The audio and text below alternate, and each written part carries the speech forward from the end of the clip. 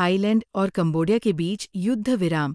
ASEAN कूटनीति की बड़ी सफलता। थाईलैंड और कंबोडिया के बीच पिछले 5 दिनों से चल रही सीमा संघर्ष की स्थिति पर अब विराम लग गया है। दोनों देशों ने बिना किसी शर्त के युद्ध विराम पर सहमति जता दी है। इस संघर्ष में अब तक कम से कम 36 लोगों की मौत हो चुकी है और हजारों लोगों को अपने घर छोड़ने पर मजबूर होना पड़ा है।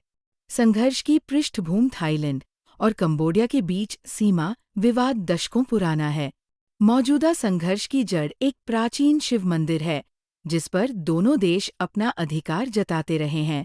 अंतर्राष्ट्रीय न्यायालय इंटरनेशनल कोर्ट ने इस मंदिर को कंबोडिया का हिस्सा बताया था, लेकिन थाईलैंड ने इसके आसपास के क्षेत्र पर कब्जा कर लिया, जिससे तनाव और बढ़ गया।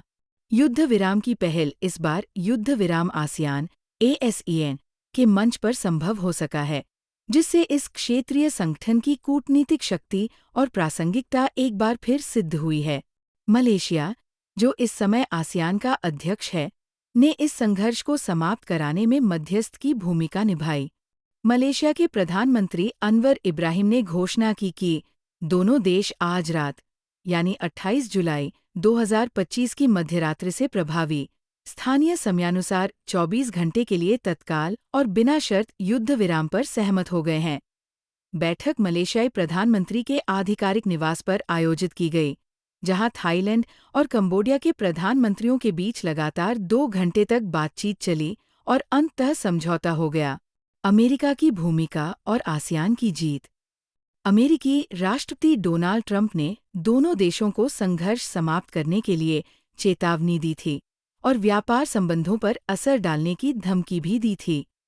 हालांकि दोनों देशों ने ट्रंप की चेतावनियों को नजरअंदाज कर दिया और अंततः आसियान कूटनीति के तहत युद्ध विराम पर सहमति बनी। भारतीय भूरणनीतिक विशेषज्ञ ब्रह्मा चेलानी ने इस घटनाक्रम पर ट्वीट करते हुए लिखा, डोनाल्ड ट्रंप के फ़ोन कॉल और व्यापारिक धमकियों से जो काम नहीं हो पाया, वह आसियान की कूटनीति से हो गया। 2 घंटे की सीधी बातचीत के बाद दोनों देशों ने आधी रात से युद्ध विराम स्वीकार कर लिया।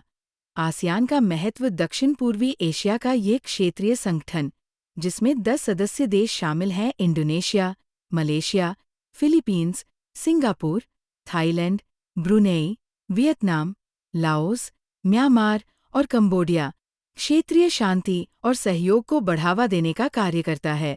इसका मुख्य उद्देश्य बाहरी शक्तियों के प्रभाव